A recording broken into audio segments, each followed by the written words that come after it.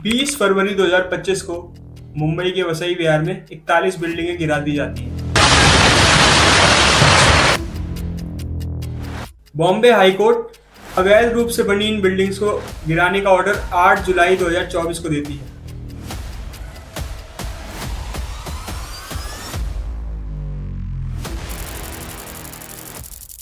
इस मामले का मास्टरमाइंड कोई पॉलिटिशियन नहीं बल्कि एक आईएएस ऑफिसर होता है जो कि 169 करोड़ घूस लेता है। -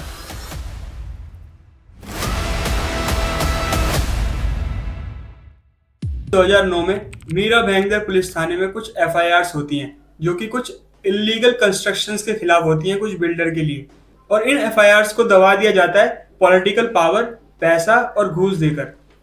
इन्हीं एफआईआर्स के खिलाफ जब कोई एक्शन नहीं होता है तो कुछ लोग पीआईएल दर्ज करते हैं बॉम्बे हाई कोर्ट में, ये पूछते हुए कि in private land and government land पे जो कि सीवेज ट्रीटमेंट प्लांट के लिए दर्ज किया गया है उस पर क्यों इतनी सारे इलीगल कंस्ट्रक्शंस हो रहे हैं।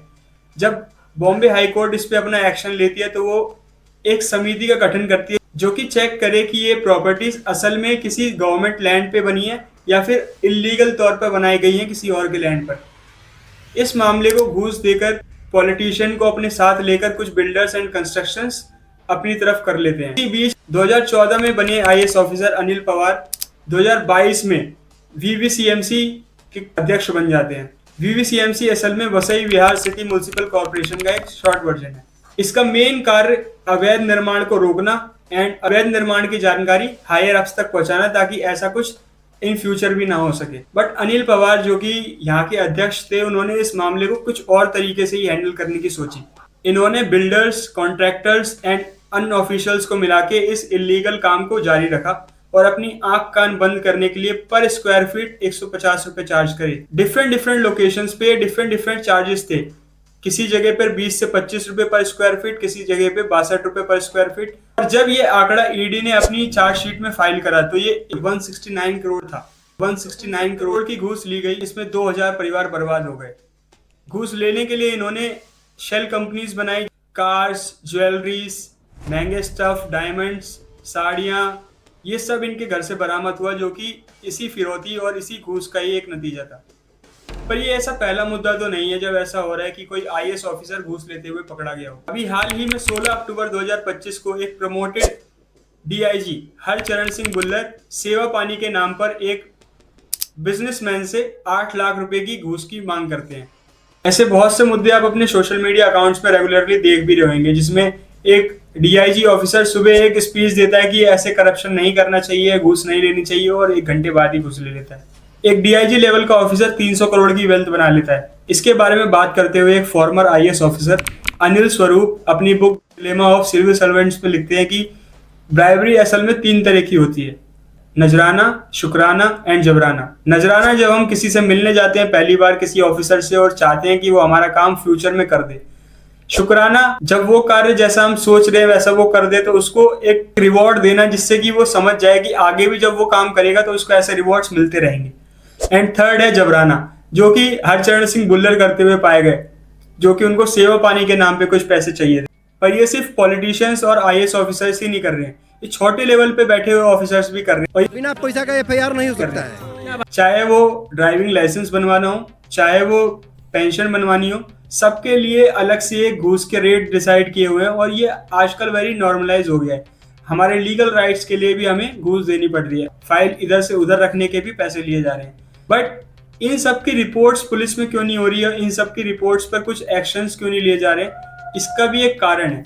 प्रिवेंशन ऑफ करप्शन एक्ट 1988 के तहत अगर आप घूस देते हैं और घूस लेते हैं तो दोनों ही वक्त आप अपराधी हैं। अगर कोई व्यक्ति घूस नहीं देना चाह रहा है तो उसका काम नहीं होगा, अगर उसने घूस दे दी तो अब वो भी अपराधी है। इसी मुद्दे को ध्यान में रखते हुए 2011 में इकोनॉमिस्ट कौशिक बासु एक प्रपोजल रखते हैं जिसमें वो कहते हैं कि जो भी घूस ले रहा है असल में वही गुनहगार है। घूस देने वाला अपनी तरफ से ये नहीं चाहता है कि वो घूस दे।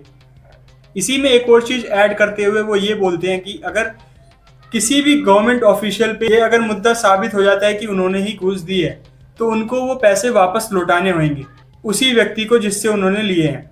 इस प्रपोजल को लेके कुछ लोग इसके फेवर में भी थे कुछ इसके अगेंस्ट में भी थे। पूरी तौर पर देखने में प्रपोजल काफी अच्छा लगता है एंड नारायण मूर्ति भी इसके सपोर्ट में आते हैं, बट इसके अगेंस्ट में भी कुछ लोग थे। कम्युनिस्ट पार्टी के कुछ नेता इसके टोटली अगेंस्ट में थे कि इस प्रपोजल को नहीं लाना जाना चाहिए। और इन्हीं सब बातों को ध्यान में रखते हुए जब एक स्टडी कंडक्ट कराई गई, उसमें दो बातें सामने आई। लोग जरूर कंप्लेन करेंगे अगर उनको ये श्योरिटी हो कि उनको न्याय मिलेगा, एंड दूसरा, उनको प्रोटेक्शन मिलेगी उन सभी लोगों से जिनके खिलाफ वो कंप्लेन कर रहे हैं। बट क्या ऐसी कोई व्यवस्था बन सकती है जिस घूसखोरी और करप्शन बंद हो जाए? क्योंकि 2025, 24, 23 और इससे पहले भी बहुत से ऐसे केस दर्ज हो चुके हैं और हम एक या दो लोगों को जेल में डालकर कुछ अच्छा एक्सपेक्ट नहीं कर सकते। इसके लिए हमें कुछ कानून लाने पड़ेंगे। पहला, जो भी पर्क्स गवर्नमेंट एम्प्लॉइज ब्यूरोक्रेट्स को दे रखे हैं उनको कम करना चाहिए, ताकि जो भी सोशल स्टेटस और जो भी सोशल लेवल ये मेंटेन करना चाहते हैं वो खुद के पैसे पे करें एंड उनकी इसको आदत ना लगे। दूसरा, कुछ विसल ब्लोअर पॉलिसीज होनी चाहिए जिसमें अगर कोई घूस के खिलाफ कंप्लेन दर्ज करता है तो उसके खिलाफ कोई एक्शन ना हो, उसकी आइडेंटिटी एकदम सिक्योर रहे। सेम इसी मॉडल को अपनाते हुए कनाडा एंड दूसरे देशों ने भी अपने देश में चल रही करप्शन को कम कर लिया। और तीसरा होगा ट्रांसपेरेंसी। इसी national security and scientific researches को छोड़ के सारी चीजें ट्रांसपेरेंट होनी चाहिए। अगर वसई विहार वाले केस में ट्रांसपेरेंसी रखी जाती तो 300 करोड़ का मुद्दा और 2000 लोग रोड पे ना आते। डिफरेंट सोल्यूशंस जो भी आपके मन में है वो आप कमेंट कर सकते हैं एंड सब्सक्राइब कर सकते हैं मेरे चैनल को। Thank you so much.